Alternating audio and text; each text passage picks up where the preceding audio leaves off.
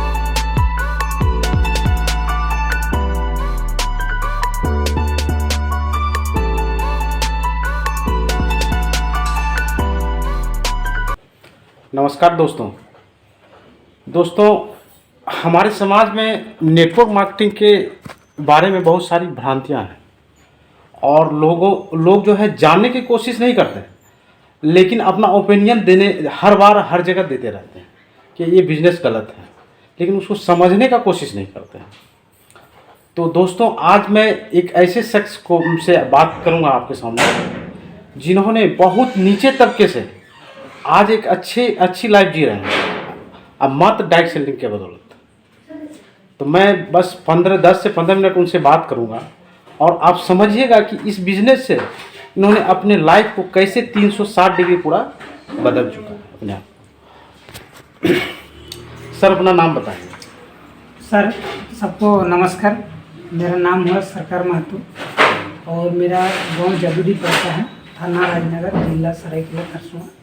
मेरा घरेलू माने क्या बोलेंगे, हम ऐसे घर से बिलोंग करते हैं, बहुत गरीब है। ऐसे मेरा दिन था जो कि मेरा पिताजी दूसरों का घर में नौकर था, लेकिन मेरा छोटा सा स्कूल जाने के पीरियड से मेरा सपना बना था मेरा पिताजी दूसरों का घर में नौकर रहते हुए बेटा किसी भी तरह कॉलेज का दरवाज़ा खटखटा तो इसका बेटा आसमान में उड़ना चाहिए। उड़ गया तो सक्सेस, नहीं उड़ा तो फेल। ये मेरा सपना था।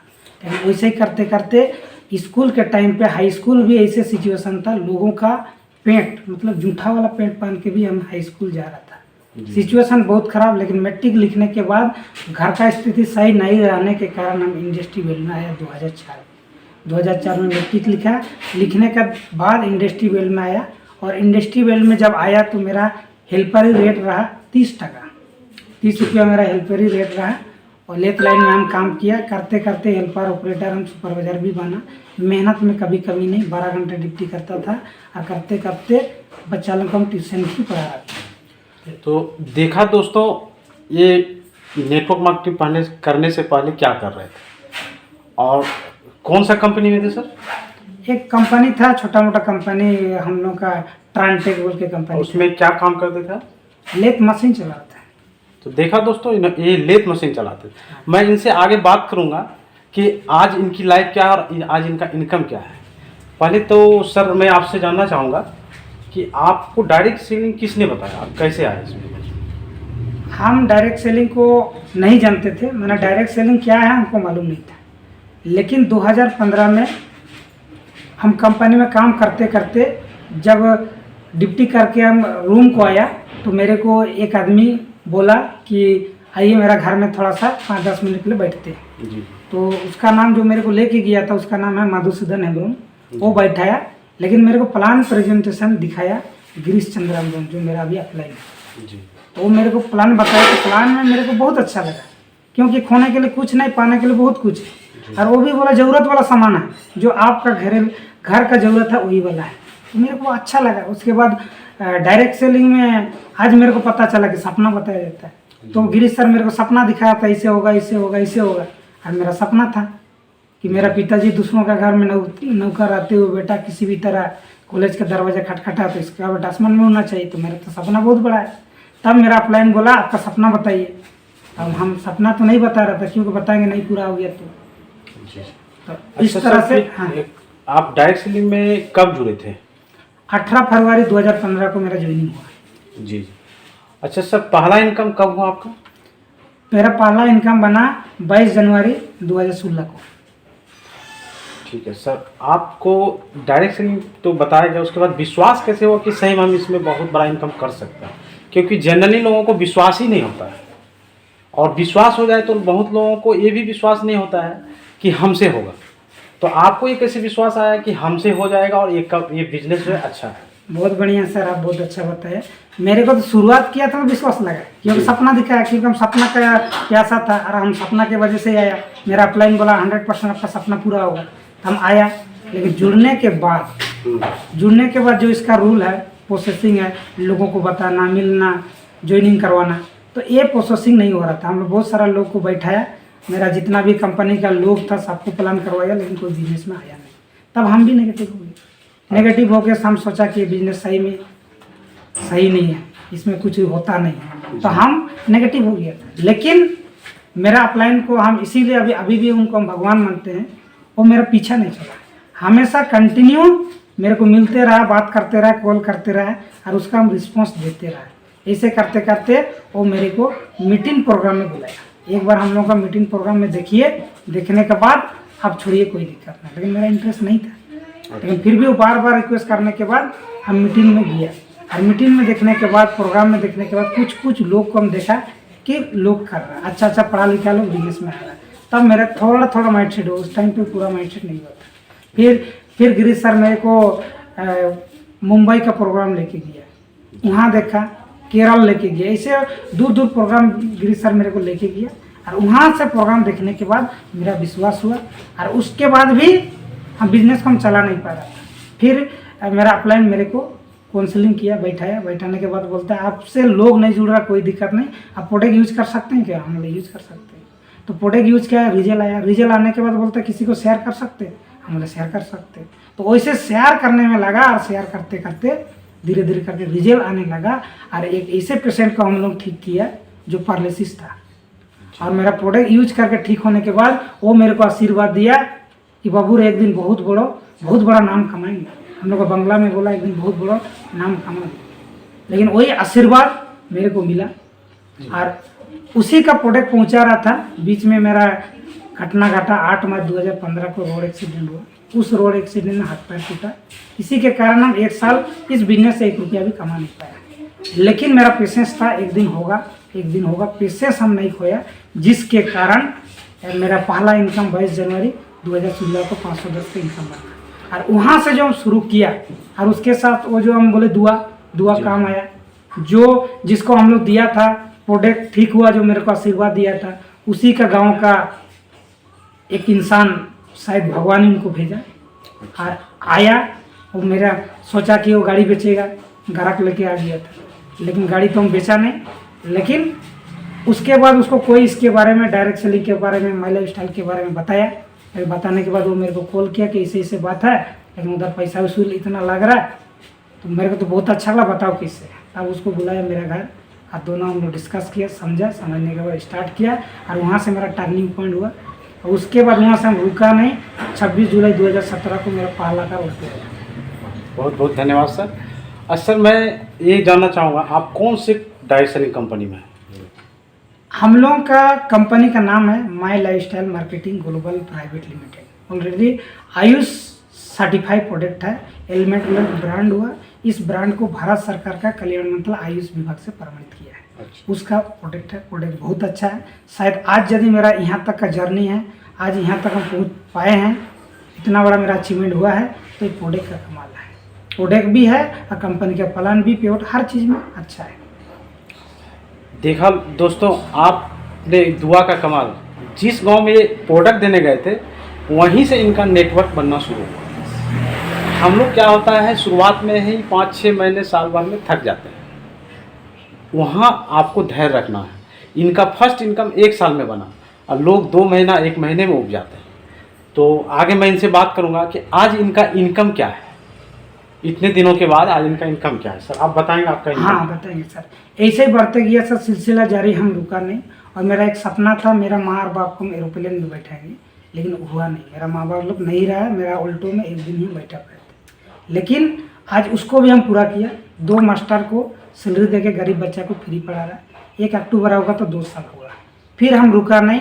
22 अप्रैल 2021 को हम सेकेंड कार डीजल लिया और डीजल लेने के बाद अभी हम सोनारी जैसे एरिया में फ्लैट में रह रहा है। बहुत बड़ा बात है। इनकम का बात करेंगे तो मेरा महीना का इनकम लाखों से प्लस है। दोस्तों इनका इनकम लाख से प्लस है अभी। और इन्होंने जिक्र किया सोनारी जैसे क्षेत्र का। आज शायद बहुत लोग नहीं जानते होंगे, जमशेदपुर में सोनारी एक लग्जरी एरिया माना जाता है और वहाँ सबसे महंगा फ्लैट बिकता है और सबसे ज़्यादा भाड़ा होता है। आज वो ऐसे जगह में रह रहे हैं। सर आपका जो गांव था वो कैसे एरिया में है, कैसा जगह है उसका, उसके बारे में थोड़ा सा जिक्र करें। गांव का बात करेंगे तो आज भी वो गांव विकसित में नहीं आता है। अभी भी रोड भी शायद नहीं है। नहीं है, रोड है। अच्छा। लेकिन बहुत खराब है। अच्छा। अभी भी मेरे को 16 किलोमीटर होता है, लेकिन 1.5 घंटा लगता है घर पहुँचने। तो देखा दोस्तों कैसे जगह से बिलोंग करते हैं और आज अभी कैसे जगह में रह रहे हैं। इनका इनकम 1 लाख प्लस है अभी फ़िलहाल, जो कि अभी ये बढ़ते चला जाएगा। तो मैं सर आपसे आगे जानना चाहूँगा कि आपका जो है ये आपके फैमिली में अभी कौन कौन से कितने फैमिली हैं? मेरा फैमिली में अभी है, हम हैं, मेरा वाइफ है, मेरा एक ही बेटी है, वो अभी 8 साल का है जी। और मेरा भाई है, छोटा भाई है। उनका शादी नहीं हुआ, इस बार शादी करवाना है। अभी कौन सी कार है सर आपके पास? Diesel, Swift diesel. और इससे पहले कौन सा कार था? ऑल्टो। तो अभी ये सेकेंड कार में घूम रहा है डिजायर में, जो लगभग 10 लाख के आसपास आता है। Yes sir. और अभी सोनारी जैसे क्षेत्र में रहते हैं तो 10,000 तो मान ही लीजिए कम से कम मिनिमम भाड़ा। और जो जिस गाड़ी में को चला रहे हैं वो कम से कम 10,000 12,000 का EMI कितना सर? 13,000 EMI है। 10,000 13,000 मतलब 23,000। और घर का खर्च तो अलग ही है, बच्चे की पढ़ाई लिखाई सब। तो आप भी इनसे आगे हम बात करेंगे। सर आपका आगे का सोच क्या है कि आगे समाज के, अभी तो अब जैसे जो गरीब तबके के लोग बच्चे लोग हैं उनको अभी पढ़ा रहे हैं आप अपने तरफ से, आगे आपका और क्या सोच है? अपना लाइफ आप घर कब बना रहे हैं, घर कब ले रहे हैं और कितने का घर लेना चाहते हैं, समाज के लिए क्या करना चाहते हैं? क्योंकि आज आपके पास इनकम जो है वो बढ़ते जा रहा है, तो आपको हम देखते हैं आपके बातों से लगता है कि आपको चैरिटी करने का भी बहुत शौक है समाज सेवा। तो उसके बारे में थोड़ा बताएंगे कि अपना घर कब ले रहे हैं और आप जो है आगे चैरिटी के लिए और क्या क्या करना चाहते हैं? हाँ ओके सर। एक्चुअली अभी मेरा बहुत बड़ा सोच है। अभी मेरा प्लानिंग है फ्लैट लेना, कम से कम 50 लाख का फ्लैट हम लेंगे। प्रोसेसिंग में चल रहा, अभी लिया नहीं है, प्रोसेसिंग में लेंगे। और उसके साथ साथ समाज के लिए जो हम सोच रहे हैं गरीब बच्चा को फ्री पढ़ाना, ये मेरा सोच है। धीरे धीरे उसका भी हम बदलाव में लाएंगे। और हम जो परिस्थिति हम झेला जी जी, वो चीज़ मेरा गांव वाला को, मेरा फैमिली को, रिलेशन को वैसे हम देखना नहीं चाहते, ना बदलना चाहते। लेकिन वही है, जब तक वो खुद नहीं बदलेगा बदलना मुश्किल है। हम हमेशा बोलते हैं यूं ही मंजिल नहीं मिलता, खुद का हिस्सा का दिया कि लगना। यदि वो 2 कदम चलने के लिए रेडी नहीं होगा तो 10 कदम चलना मुश्किल है। तो वो रेडी होगा तो हम करेंगे। हम गाँव के लिए, देश के लिए, हर लोगों के लिए हम करना चाहते हैं अच्छा। हम वही बोलते हैं कर्म करो ऐसे कि कर्म ऐसे करो कि आपका जैसे लोग तरसे बनने के लिए चाहे दुनिया, चाहे आपका जैसे दुनिया करे, आपका जैसे वो बनना हम चाहते हैं। मेरा जैसे बहुत सारे लोग उदाहरण भी है। बहुत कुछ करना चाहते हैं सर। अभी सर एक चीज तहसील बोलना से- पूछ गया है, आपका एजुकेशन कितना है? मेरा एजुकेशन है ज़्यादा नहीं है, सिर्फ मैट्रिक पढ़ाई किया है, 2004 में मैट्रिक पास किया है, सेकेंड डिवीजन, और आगे नहीं पढ़ा। लेकिन कंपनी में काम करते करते लोहा छील छील के इंटर पास। खुद काम करते करते इंटर जैसे तैसे पास किए, उससे पहले तक ये मैट्रिक कर चुके थे। हाँ। उसके बाद अपना खुद पैर पे खड़ा होके जो थोड़ा बहुत पैसा इनकम होता था उससे ये इंटर किए, मात्र इंटर ही किए हैं। आप दोस्तों ये कि मात्र इंटर किया हुआ व्यक्ति आज नेटवर्क मार्केटिंग के बल पे लाख प्लस कमा रहा है, कल ये करोड़ों भी कमाएंगे, लाखों करोड़ों भी कमाएंगे। कौन ऐसा रोजगार है आप बताइए, और इनसे मैं आगे बात करूंगा। सर ये बताइए चैरिटी में, और आगे जो हम पूछना चाह रहे थे चैरिटी और क्या क्या करना चाहेंगे? मेरा सोच है सर, मेरे गांव में हाँ मैंने सबका घर हम समान देखना चाहते हैं। वाह, कितना अच्छा सोच है। देखिए कि अपने गांव में सभी का घर एक जैसा, एक जैसे देखे, एक जैसा, वो मेरा प्लान है। तो इनका ये भी प्लानिंग अपने गांव। जब अच्छा सर एक चीज़ बताएं, जब आपने नेटवर्क मार्केटिंग शुरू किया हुआ तो गांव वाले आपसे कैसा व्यवहार करते थे? व्यवहार किया अभी तक बिजनेस में कोई नहीं है मेरा, इस बिजनेस इनका में अभी गांव तक का कोई नहीं कोई है। भी व्यक्ति अभी तक बिजनेस में नहीं आया, नहीं। मतलब अभी भी विश्वास नहीं है। नहीं। तो सर कैसा कैसा व्यवहार करते थे, आपको क्या बोलते थे? अरे बोलते क्या, बहुत सारा चिढ़ते हैं, बहुत कुछ है। मेरे को तो अपना लोग भी, मेरा अपना भाई भी बोला था पीठ के पीछे धोखा, मेरा अपना खुद। जी उसके साथ साथ मेरा भाई है जिसका जूठा वाला पेंट पहन के हाई स्कूल जा रहा था, वो तो मेरे को कभी भी देखता तो बोलता जिंदगी में बेटा तुम सुधरेगा नहीं। हाँ। ऐसी इस तरह से था ना, बहुत कुछ। गाड़ी लेने के टाइम पे मेरा वैसे मेरा पक्का घर नहीं है, मेरा पिताजी सर्विस नहीं करता, गारंटर गाड़ी मेरे को नहीं मिल रहा था, मेरा पहला कर्ज बोल्टो दिया। तो गारंटर के लिए मेरा भैया सर्विस करता, उसको बोला था गारंटर लोग खड़ा नहीं हुआ। बहुत सारा हुआ, लेकिन मेरा अपलाइन की वजह से वो लोग मदद किया। आज विनोद सर को भगवान मानते हैं, वो मेरा खड़ा हुआ गारंटर के रूप में, और कार आया। लेकिन उस टाइम पे मेरे को समझ में आया कि करेक्टर कितना जरूरी है, तब हम करेक्टर बनाया, और आज मेरा करेक्टर से 7 कार आ चुका है मेरा टीम में। इनका टीम के लोगों में आज 7 लोगों के पास कार है यस दोस्तों। और ये जब पहले बार अपनी कार खरीदने गए तो इनको बैंक वाले कार नहीं दे रहे थे। नहीं दे रहे। क्यों? क्योंकि इनका खुद का ऐसा कोई इनके पास एसेट नहीं था, पक्का का मकान नहीं था, इसीलिए नहीं दे रहा था। क्या मैं सही बोल रहा हूँ? एकदम सही बोल रहे सर। और ये जो सेकेंड कार आया ना, इसके लिए कोई गारंटर नहीं, हम लोग एक ही दिन में जाके खरीदा है। हाँ, उस समय तक इनका अपना खुद का हाँ सिविल बन चुका था बैंक में, उसको सिविल बोला जाता है। और उससे पहले सिविल था नहीं तो इनको प्रॉब्लम होता था।